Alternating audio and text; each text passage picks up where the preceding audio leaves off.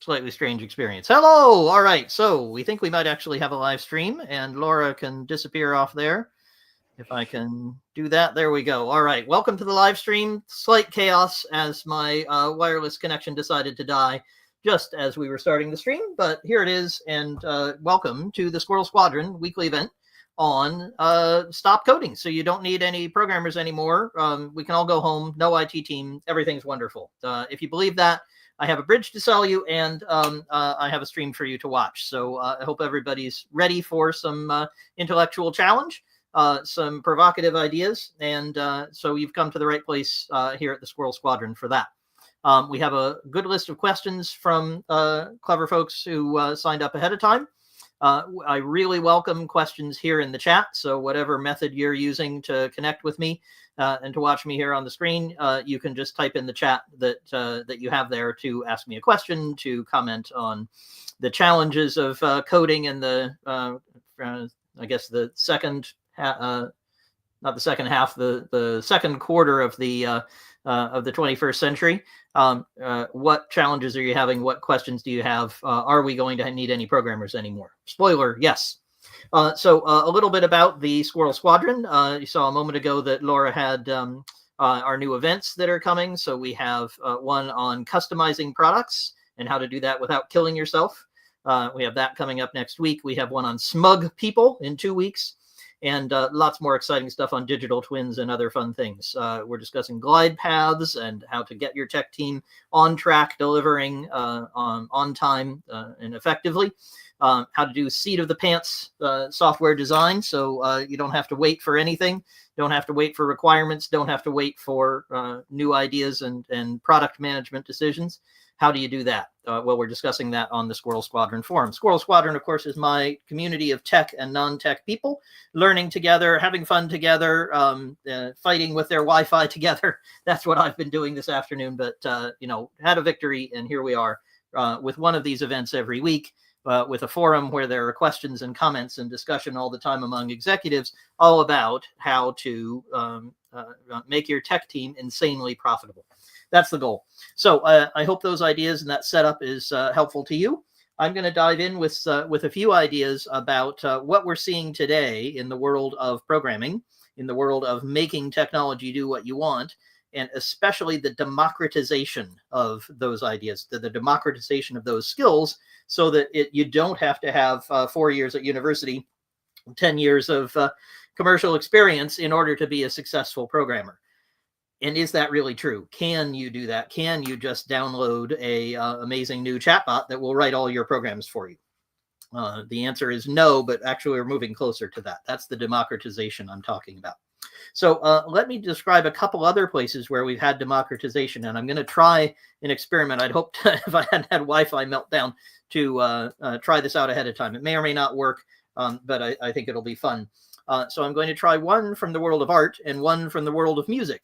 Let's start with art. So if you think for a moment, and I'd love comments and questions in the chat, by the way, feel free to interrupt, put in comments, put in questions, and so on here. A number of you have submitted questions ahead of time. One of the things that probably most of you have done at some point is make a PowerPoint presentation. And those of you who are really old, like me, back in the Stone Age, you will remember having CDs full of clip art. And you would take this clip art and you would put it in your PowerPoint presentation. If you're really old, you might remember floppy disks with clip art on them. And I remember making a newspaper for my junior high school. And in there, we had a floppy disk with a bunch of pictures. And, we'd be illustrating the football team won and the softball team lost or something. And we have pictures of people throwing footballs and throwing baseballs that we got off the floppy disk. These were things that we bought. You paid money for them. You didn't pay very much for them, but you would get this clip art and you would use it. Now, here's my challenge to you guys. What are you doing for clip art today? Have any of you bought a floppy disk or a CD or a thumb drive full of clip art recently? I bet the answer is no. And if any of you have, I'd be really interested. Please put it in the chat. Because that would be an interesting source. It'd be interesting to know what people are doing today to illustrate their PowerPoint slides, their marketing materials, and so on. Clearly, if you want a fancy, full-color, very expensive, glossy-looking brochure, you're going, yeah, Roland says he's feeling old. I feel really old. Believe me, Roland, you're younger than me. If you want a fancy brochure, you're going to hire an artist who will go and make it for you. And that's going to be my key point here, is that there are always going to be the top end. There's always going to be the high fidelity, super glossy, super fancy version of whatever it is you want to work on. But the AI is taking off the bottom slice. And so what's happening in the world of clip art, as far as I can see, is that a lot of people just get stuff from the internet. You go do a Google image search for, I don't know, a picture of a bear piloting a boat. I'm going to have an example of that in a minute if the clever stuff works. And so you have an illustration of a bear piloting, steering a boat, you know, standing there with the wheel and so on. And you search for something like that, and maybe you find a lion instead of a bear. But who cares? You're just trying to illustrate your quick PowerPoint. You don't care about copyright. You don't care about whether it's a perfect depiction of whatever it is you have in your head. You're just trying to get something out to make a nice little illustration to keep people interested in whatever your fairly boring PowerPoint is. Most PowerPoint is death by PowerPoint, right? So that's kind of the bottom slice. And then there's another slice up from that where people are actually trying to be pretty sophisticated. They do care about the provenance of their clip art. They want to make sure they have permission to use it. They don't want to get in trouble for it. They want it actually to be a bear, not a lion. They care a little bit, but not enough to pay very much. And so for that, you have various clip art services, and I have one, and I can't remember its name off the cuff here, but we use it for illustrations for Troubleshooting Agile, my podcast with Jeffrey Frederick. And so the person who makes those podcasts has a little subscription to, I forget what it's called, clipartworld.com or something like that. And I pay a little bit of money every year, and she just goes and gets pictures and she uses them. Now, it's literally so little that I haven't bothered to really investigate what she does and where it is. Like I can't even remember its name. So I'm not paying a lot. I'm not just downloading from the internet. I do want permission for those pictures, but I could easily replace that with AI. So AI is taking out those two bottom slices for pictures, because of course what you can do today is go to DALL-E or Midjourney or some of the other clever things and type in bear piloting a boat. And you'll get a bunch of pictures of a bear piloting a boat. They won't be wonderful. Some of them, the bear will have, 17 toes or something. It'll be not quite right. But for something quick and simple, a small piece of marketing, the art is not that important, like Troubleshooting Agile, or even more so, making a PowerPoint to interest people in your workplace that really isn't going to live very long. That's perfectly fine. And that commoditization, that democratization, is happening across the world of art. And I'm going to give you some more examples and end with programming. So the final one, of course, is that glossy version where you actually want it to look good. And if you want a bear piloting a boat, you're going to have somebody who really knows how to draw, who will sit down and make beautiful pictures. And you see one of those here on the screen. I have a fantastic designer who made my illustrations on DouglasSquirrel.com and SquirrelSquadron.com, and she actually sits down with a pen and paper and she draws pictures of squirrels and spiders and chairs and all kinds of beautiful things that fit in with my website, and I have the rights to those, and she does a wonderful job, and I'm very happy. That's not getting commoditized anytime soon. No one's taking that away. Okay, so that's an illustration in the world of physical art, visual art. Now I'm going to try one in the world of musical art. So let me see if I can find it. So I have to do share screen, and I'm not quite sure where to do that in here. So let's just see if I can do it. If I can't do it, I won't do it for very long. So I want to share screen, but I want to make sure I can share audio. So that's what I'm going to try to do. Right. Okay. I have to follow some steps to do it. Sharing it with audio. Put it in there, present.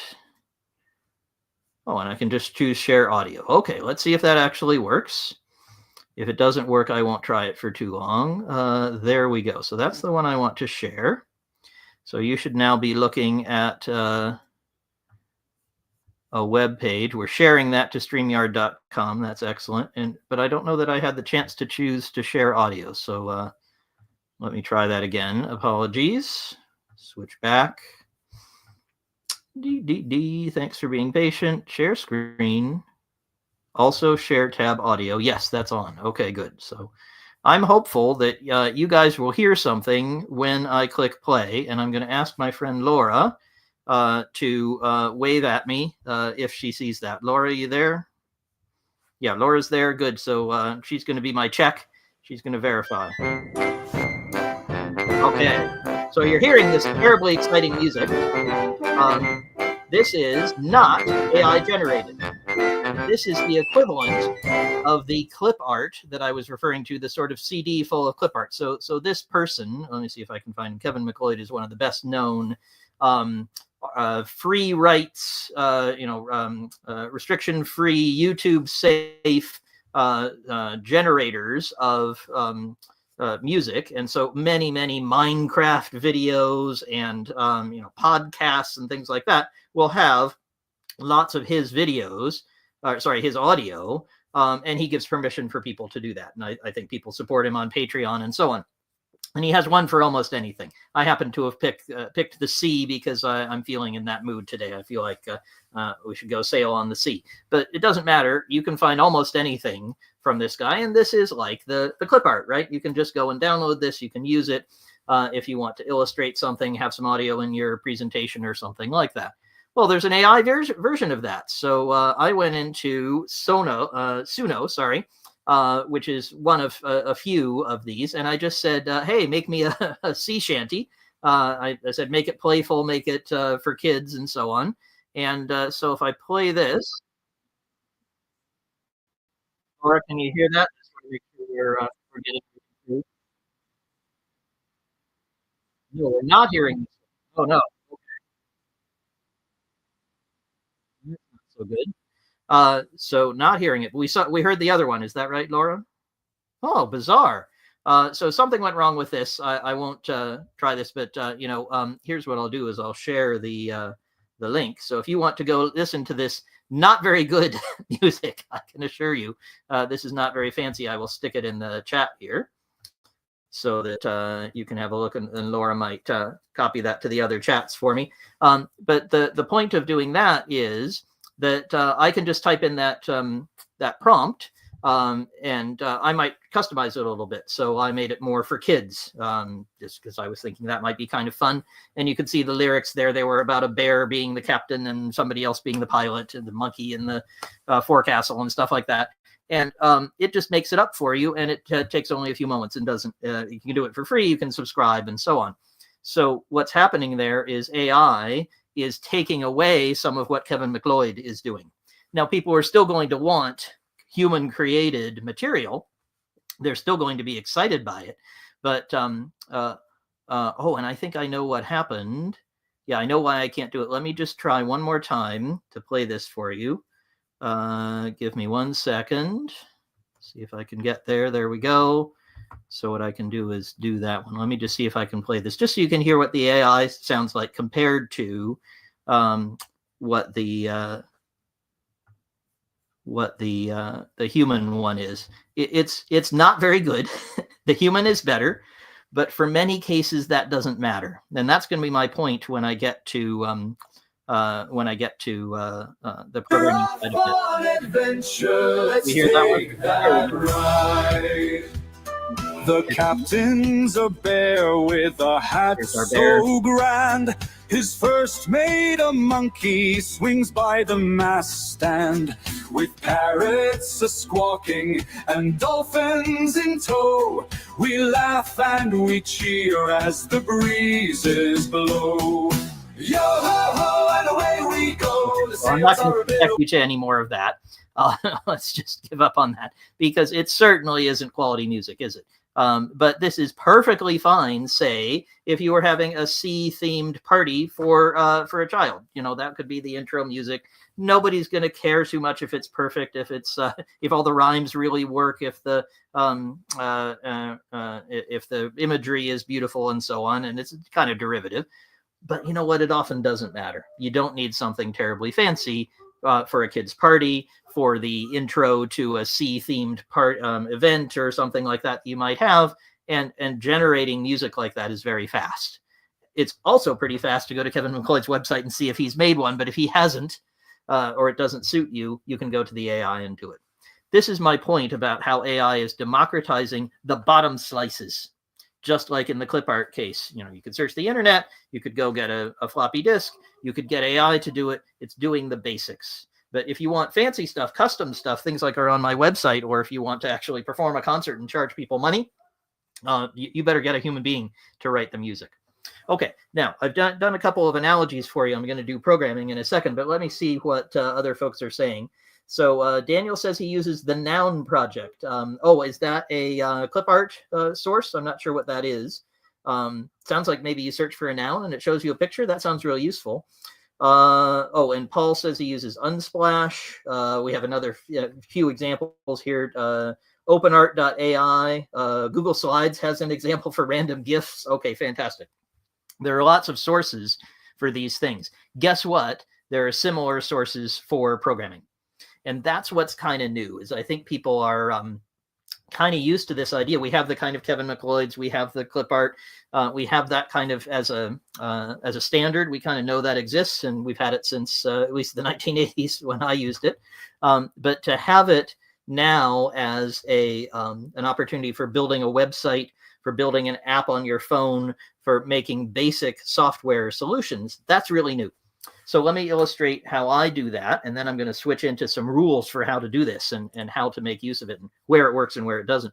But for example, I needed some scripts. These are little tiny programs. I just run them on my own computer. I do them to manage parts of my website, and I would need something that would create a new event, or I would create a script that would update the date of an event, something like that.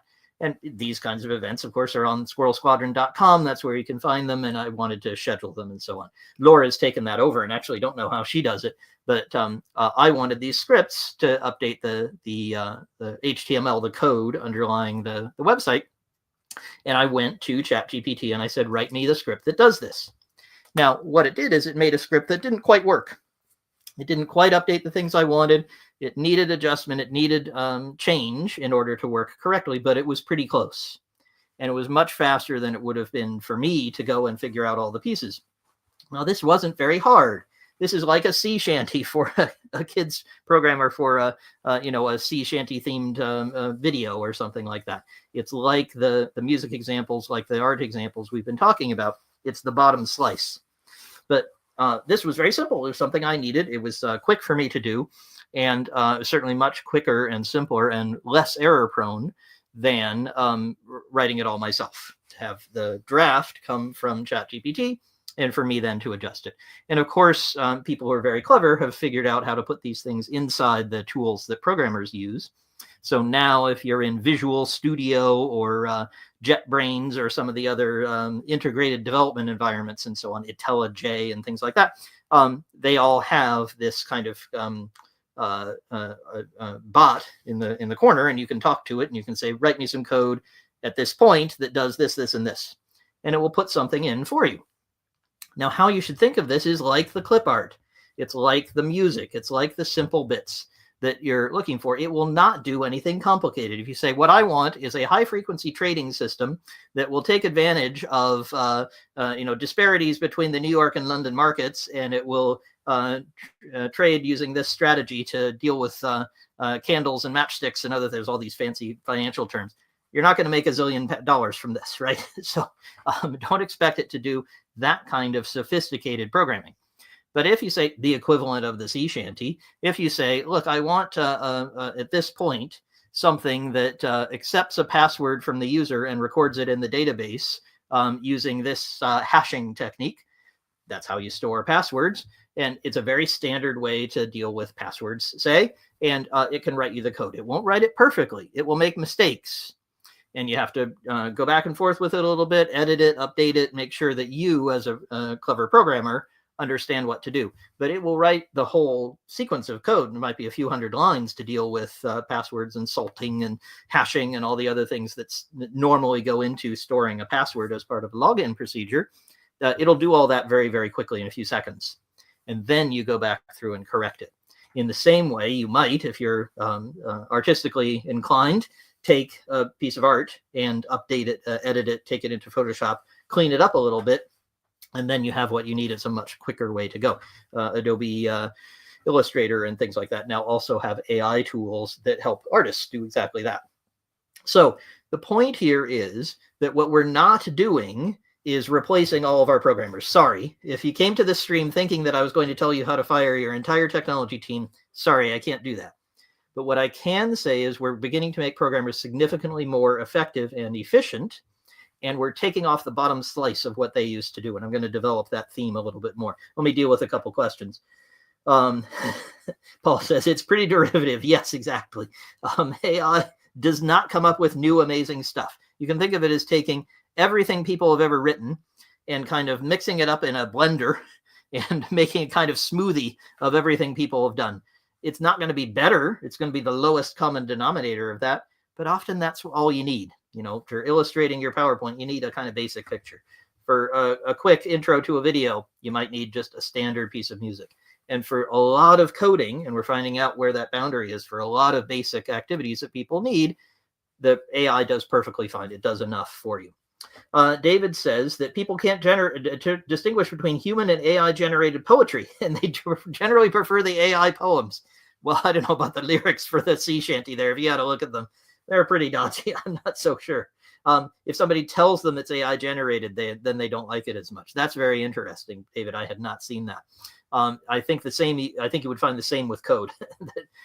People would say, "Oh yeah, this is probably written by an AI. It might have been written by a junior developer." And that's another of our problems I want to come back to. Is, well, how the heck do we get any junior developers if all of them are their jobs are being replaced by the AI? I don't think it's quite as negative as that, but a lot of times in current software teams, the junior developers are doing this kind of grunt work, the basic stuff, the stuff in the bottom slices, and now we're going to have an AI do it.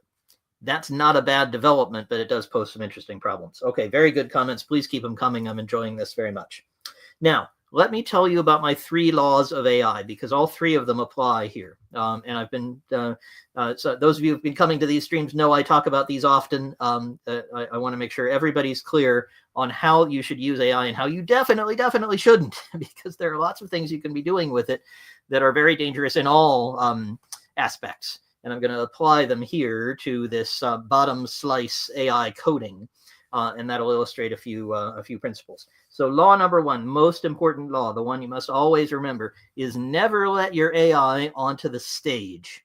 The robots belong backstage. What I mean by that is you shouldn't, just like I'm saying you don't fire all your programmers, don't fire all of your customer service people. There's some folks who've done that, and they're really unhappy because the problem is the AI not just hallucinates. We've all heard about that. That's getting more under control. We're less concerned about that.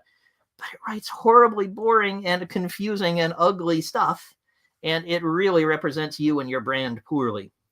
And that's in writing. The same thing in art. You know, go look at some AI art. You will not be impressed with its amazing, groundbreaking ideas. It's a slurry of the lowest common denominator of what humans have drawn, and that's fine in many cases. But you don't want it as the face of your brand. You want it in a corner. You want it out of the way. And similarly, what you want AI to do is the grunt work of research, of checking out, oh, well, what kinds of things could work here? And the folks who are using it best for programming are doing things like saying, all right, well, how do I store the passwords? You know, what are the options? And it'll show you a few, and it'll actually write the code for them. And you say, okay, I want to use that one.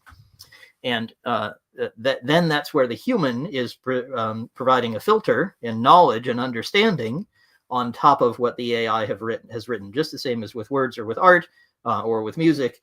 You want a human who is using the AI to research, to get the grunt work done, to look through loads and loads and loads of different examples of code that have been written to handle whatever the project is, whatever the tool is supposed to do, and gives you a set of options, and the human chooses. So that's the super important, that's the most important first law.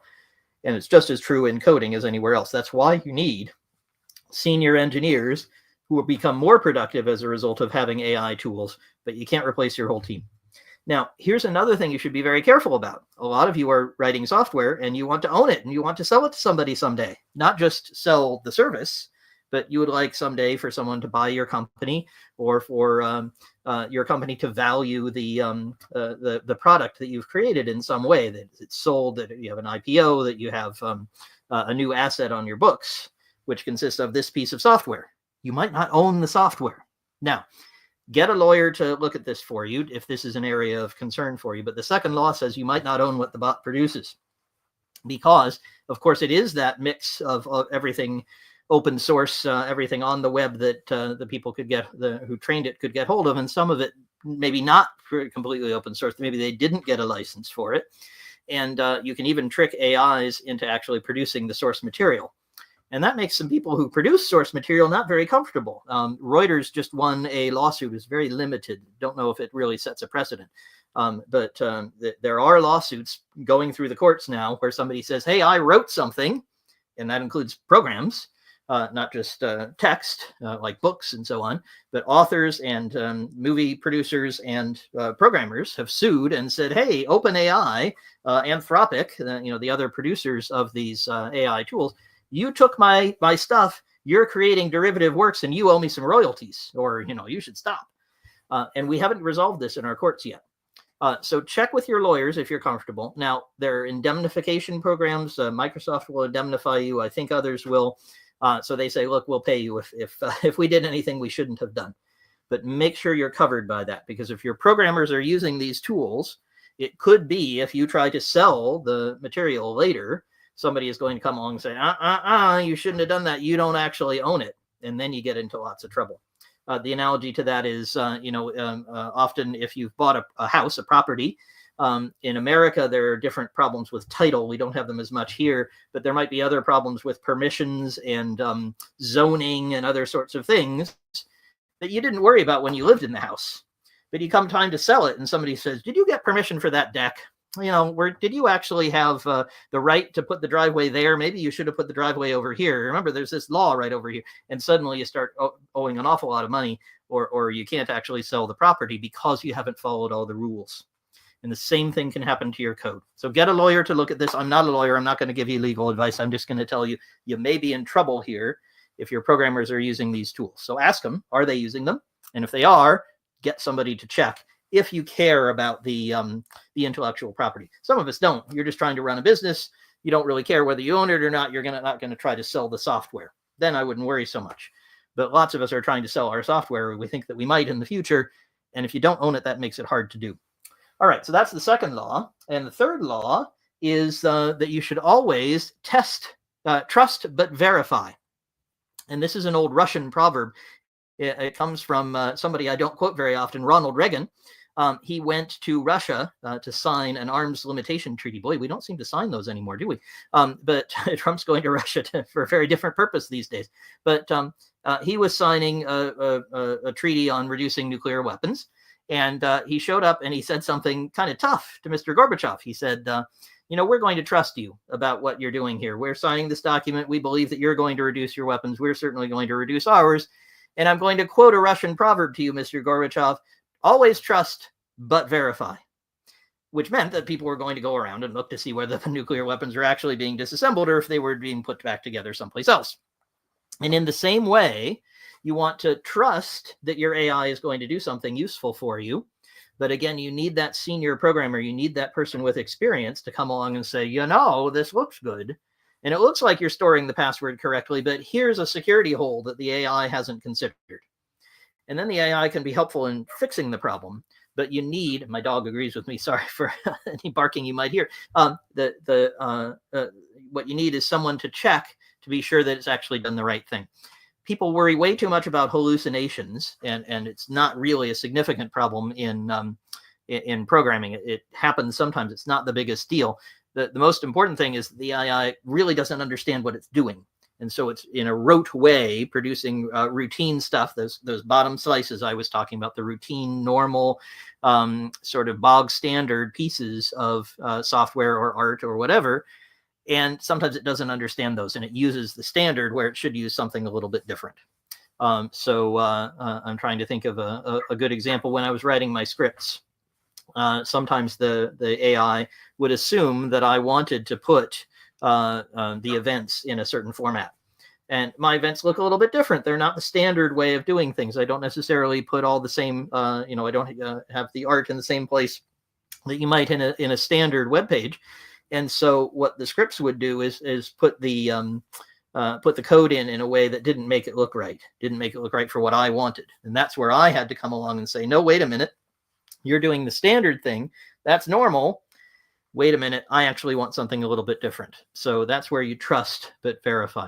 I should also note there is one place where you do get hallucinations. When the AI is trying to connect to another piece of software, it will say, hey, I want to send this message to Salesforce, and I want that to produce a user or a customer, a customer or a company or something like that. I want it to put that in Salesforce so we can track them and sell them more stuff in the future and so on. That would be a very natural thing to ask an AI to do. It's quite a standard thing. Well, sometimes the AI will say Salesforce should have a way to do this. If you've ever worked with Salesforce, you will know that they are terrible at this. They don't make it easy for you to interact with them. So the AI will say, here's how it should work. And it will tell you, here's how you do it. And it won't work at all because, of course, Salesforce doesn't produce that. Okay, I'm actually going to need to bring the stream to a close. Let me just, I'm going to pause the stream for a moment because there's something happening with my dog and there's barking outside. So everybody hang on. I'm going to be able to tell you something in a minute, but let me just go and check. I will be right back. Hang on.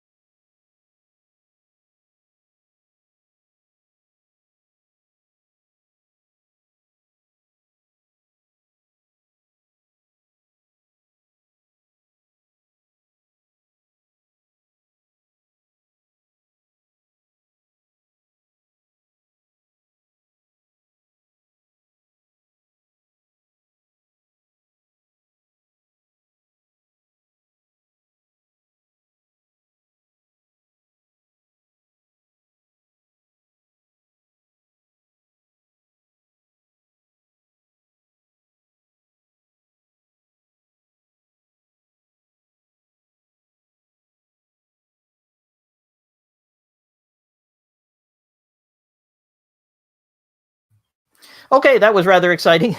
Our 4-month-old puppy was having a walk in the garden, a walk in the field nearby, and took herself home. So very sorry about that. I will continue from where I left off, talking about the 3 laws of AI. So I hope that was helpful. The idea that you need to use your AI for research. Don't let it actually write code that goes to production. Have a human in the loop. Make sure you check on the ownership. Do you own the AI produced code? Is that an issue for you? Ask a lawyer. And then trust but verify. Make sure you check that the code is doing the right thing. All right, so I'll look for some more questions. I have more comments here on things like DeepSeek and low code. But let me, if you have questions and you've been patient waiting while I recovered the dog, thank you for that. If you have questions, please put them in the chat. I would love to answer them. And we have some questions from folks who sent them ahead of time. So I'm going to jump over to those and see what I can find. It may just take me a moment to bring up those questions. In the meantime, please type in yours into the chat. No, this doesn't want to actually show me the questions. Here we go. And they are right here. There we go. So Jack asks, how would you implore lots of experienced developers to embrace the coding assistants rather than dismissing them outright? Well, that's pretty tricky because this is kind of threatening to developers' jobs in the same way as AI tools are threatening, or people can feel threatened in customer service, in sales, in outbound marketing, and all kinds of other fun things. So I think, Jack, that's a really significant problem the industry hasn't solved yet.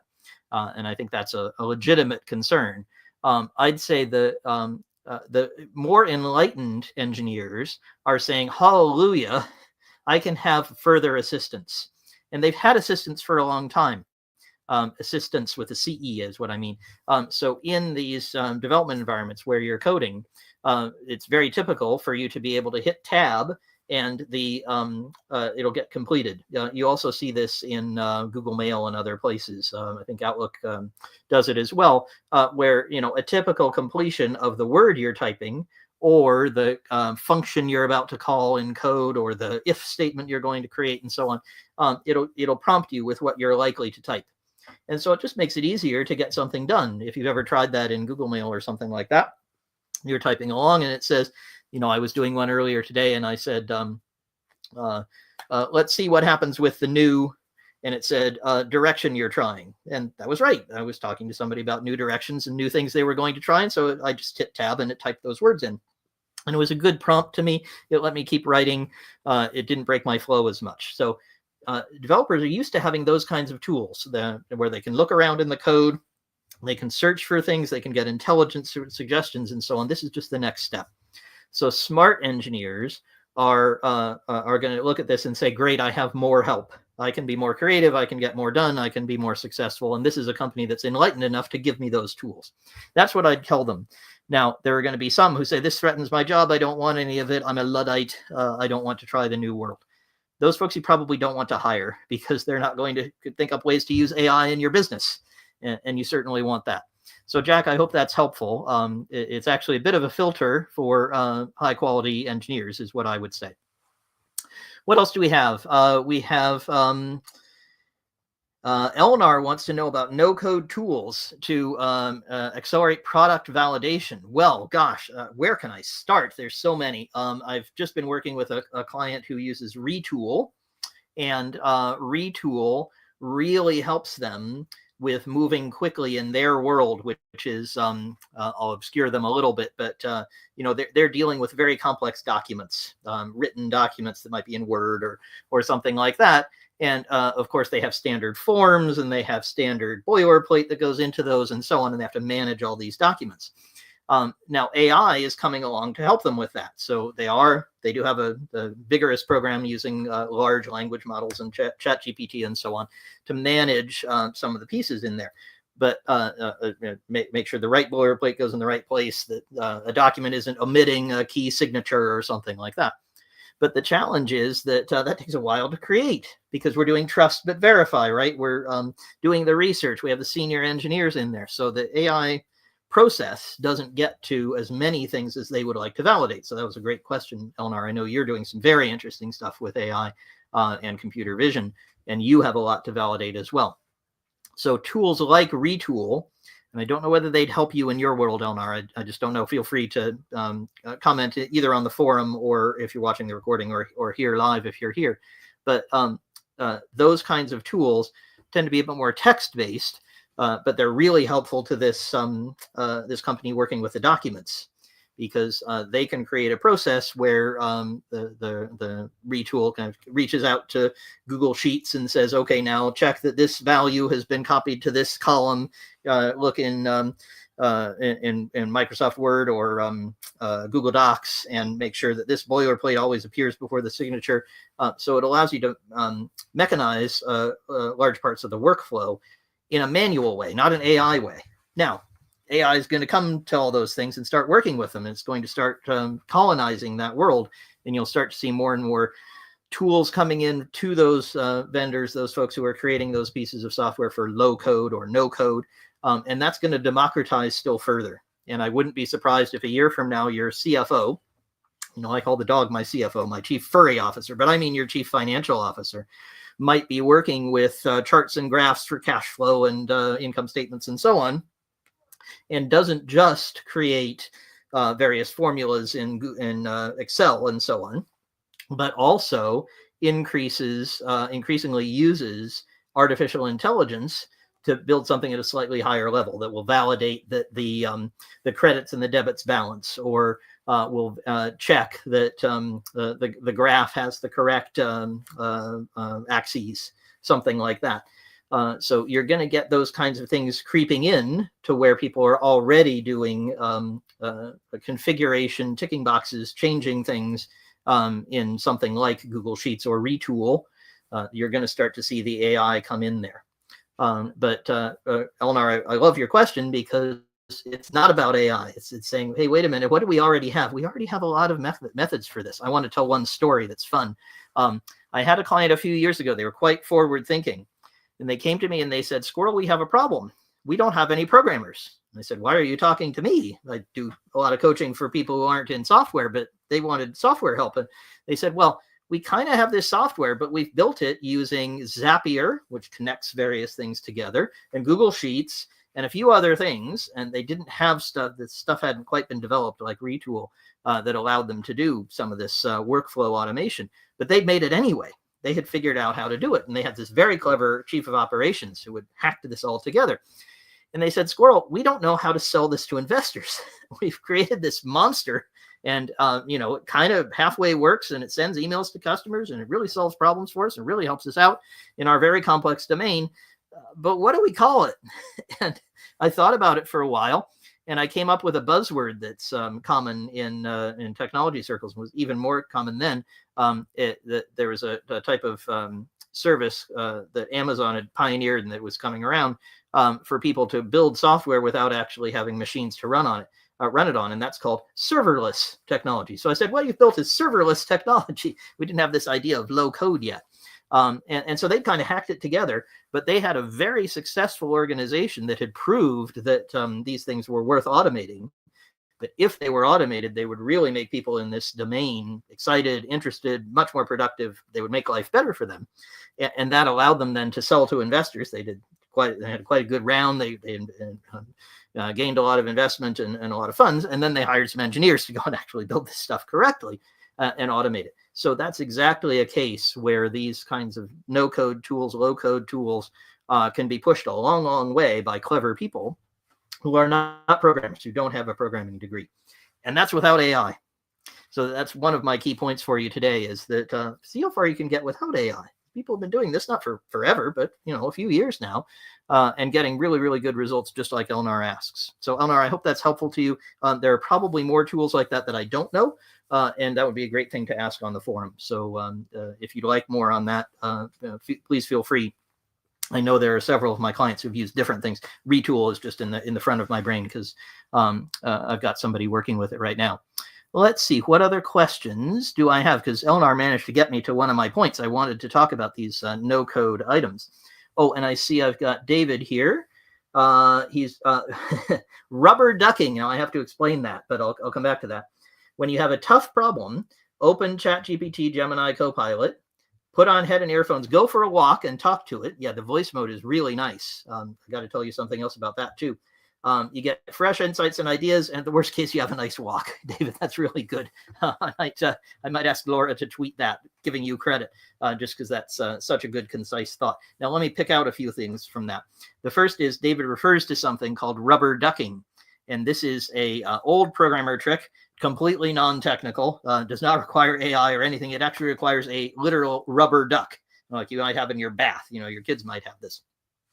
And what you do is you put the duck on your desk, and you say, duck, I have this bug, and I can't figure out this bug. When I do one of these and I do one of those, I get 12, and I'm supposed to get 13.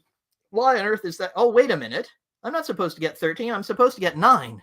Wait a minute. And that's coming from here. Oh, I understand where. Thank you, duck. Right. And of course, the duck hasn't talked to you. The duck hasn't helped you debug. All the duck has done is allowed you to talk about the problem that you have. Entertainingly, we're now teaching AIs to do the same thing. So DeepSeek, for example, and some of the latest from OpenAI and others the machine actually does a lot of talking out loud to kind of reason itself through and get better answers. But this is tremendously useful for human beings to actually think about it. Now, what David is saying is that you can use OpenAI or a similar kind of tool, ChatGPT, for your own rubber ducking. You have this challenge. You're thinking about, how can I build the software so it does this thing? How could I solve the sales problem? I just can't get to the right people at the right level to solve my sales challenge, whatever the difficulty might be.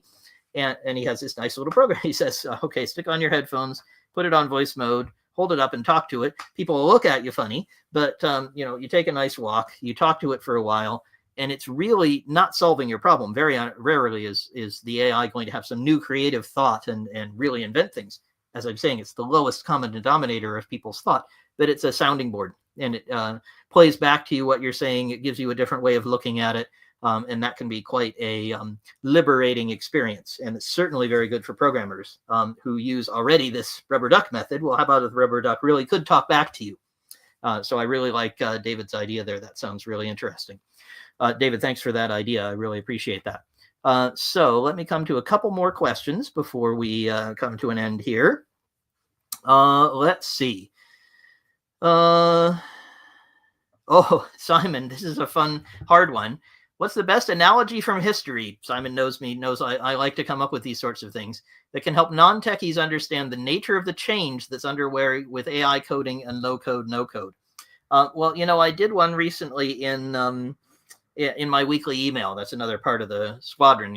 If you're not signed up to the squadron, head to the website on your screen and sign up for these weekly emails where I do my own musing. I can be your rubber duck. But what I was musing about was what's happening commercially in the AI world.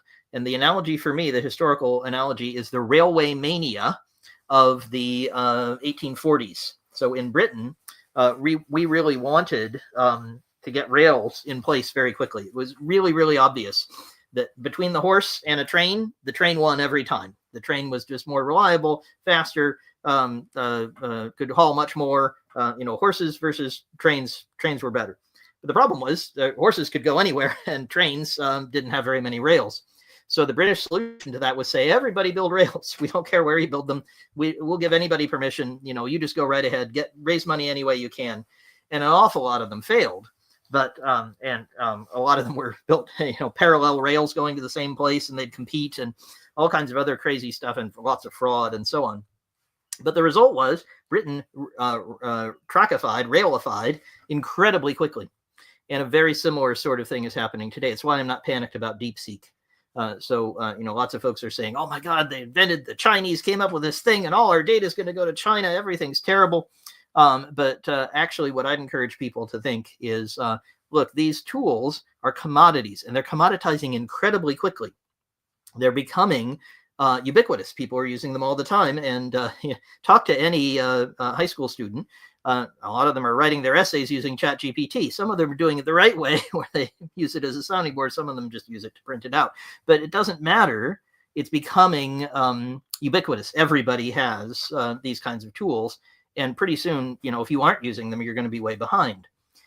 And the reason it's happening that quickly is because we have this rapid adoption and things like DeepSeek that come out that really move the needle forward. DeepSeek doesn't have anything new or revolutionary technically, but it's much cheaper. And it has another crucial characteristic. It's open source, just a fancy way of saying anybody could get a copy of DeepSeek, begin working with it and changing it and improving it. And people are doing that right now. They're running it on laptops like the one I'm recording on, you're probably watching on. Not fancy machines that require nuclear power plants to run and so on. And they're big, huge data centers that you've heard about. They're running on commodity hardware, very small kit, very simple. We'll have it on phones, I think, pretty soon in a simple way that doesn't have to connect to the internet and can remain more private. So in fact, your data doesn't have to go to China with DeepSeek. It's actually a way of moving forward so that less data will leak out. And all the concerns people have, I think, are overblown about stuff like this. It's actually moving the market forward in the same way the railway mania moved the entire market forward for rails. And suddenly we got maybe 3 or 4 rails from one big city to another, but we got rails. And that meant that it didn't really matter once the company went bankrupt that had the rails, somebody else bought it, and they ran some trains. The problem was to get the rails up quickly. And we didn't care that much at that time about defrauding some investors and wasting some effort. We got them up quickly. And the same kind of thing is happening today. Simon, I'm not sure if that's what you meant, but I hope I've covered some of those topics for you. Last chance for questions from the field. I'm going to take just one more from questions that came in before. I think I'm covering most of my topics, but the questions are so good, I'm just going to carry on with one more of those. But anybody wants to put one in the chat, I'll make sure to get to it. Let's see. Thomas asks, what does the engineer of the future look like? And what does it mean for talent to look for? Talking about AI leading to hybrid roles. And of course, what I talk about, which is centaurs, I don't have time to go into that, but centaurs are human computer hybrids that produce much better results. And the senior engineer checking the AI and the prompting in their software on their screen is an example of a centaur. So what does that engineer of the future look like? And where do we get more of them? I think the second question is even more challenging than the first. The first one is, looks an awful lot like today's programmers, but with just a few more tools. We're getting a little bit more cyborgified. We're getting a little bit more prompting and suggestions and ideas. But, your engineers are still going to sit and stare out the window and try to figure out what the right name of something is. Because that's one of the hardest things, actually, is to come up with a structure, come up with a framework, come up with naming conventions that help you organize a very, very complex system. That's one of the things really good, solid, super experienced engineers are good at. And AIs are not good at that. And they're not going to be for a long time. But doing the grunt work, doing the work that a junior developer might do to implement something that's fairly routine, that's pretty well known, and we know we need this component that does these things, here are the tests for it, go and build it.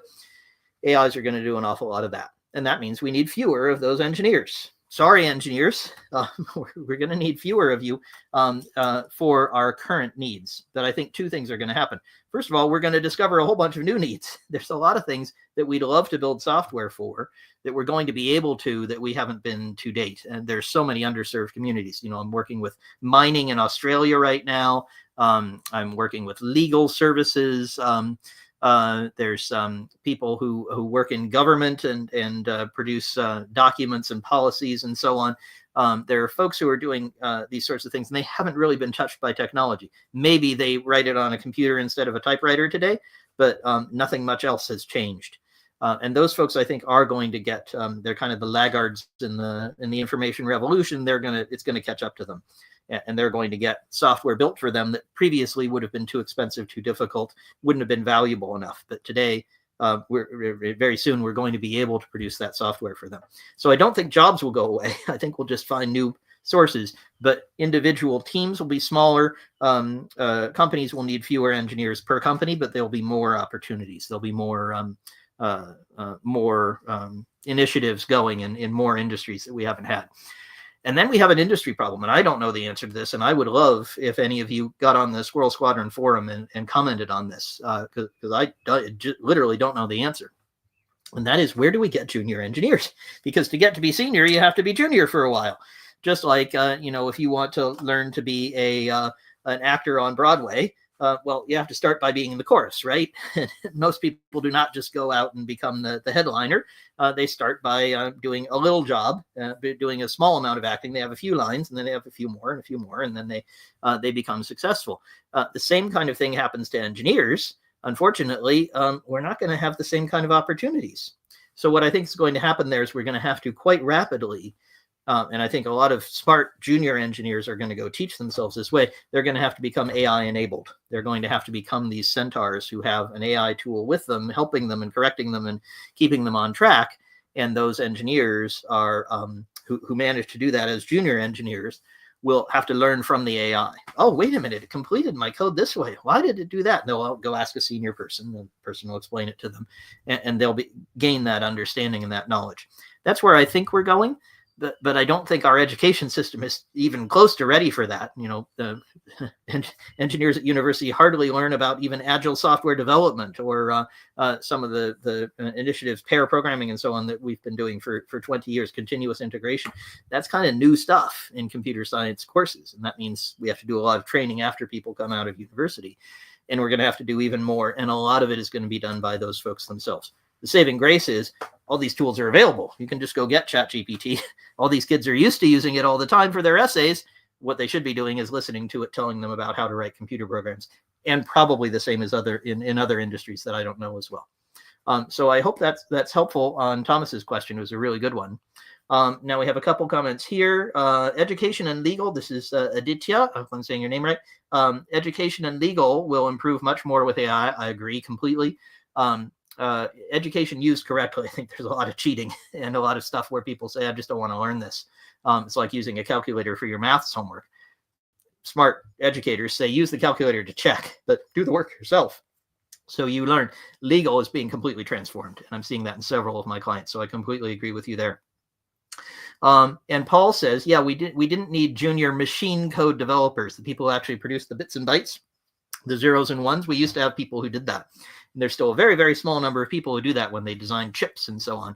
But we've really moved up a level. So people are writing programs in text rather than in zeros and ones. And Paul's exactly right that we're going to make another step up in that way. The problem is that it tends to be that the universe gets smaller. You need fewer of those to write at that higher level because it's higher power. But I think we'll fill that by moving into new industries. Paul says, you feel sorry for people studying right now. It's changing so fast. Their education may be obsolete. Exactly. And I think they're going to have to do a lot more work themselves to keep up. But the good news is I think that they can. Studying is easier now that you can have a personal tutor, says David. I agree completely. The challenge is you got to make sure your tutor is tutoring you in the right things. The AI is not terribly reliable on that. Folks, we're at the end of the time we had. Thank you especially for bearing with me when we had a minor canine emergency. I'm pleased to report the dog's fine. Everybody's okay. And appreciate your patience with some dog-related activities. But I think we've covered some really interesting ground here on how you can actually build software without typing anything in. Without having a human being producing complex, sort of handcrafted artisanal software, we're going to be able to crank out things that we need in order to get problems solved. And I think that's overall a good thing. All right, so it's wonderful to have all of you with me today on the Squirrel Squadron. I love doing these events. I'm certainly having another one next week. It's a Zoom call. And the one the week after is another live stream, and that's on smug people and how to manage them. Smugness is, I think, actually a positive characteristic in some cases, and there's some really good things you can do to help the smug people in your team become a little less smug and a little more cooperative. So I'm looking forward to seeing you at my future events. The place to go for all that is squirrelsquadron.com. And I'm going to put that here in the chat because there you can sign up for my community of thousands of technical and non-technical people cooperating together, learning together about how to make tech insanely profitable. That's my way of giving back. It's always free. There's the forum, there's the weekly emails, there's events like this, and I'd love to see you at more of those. Please sign up at squirrelsquadron.com. Thanks for coming, and I will see you next week. Have a wonderful day, everybody.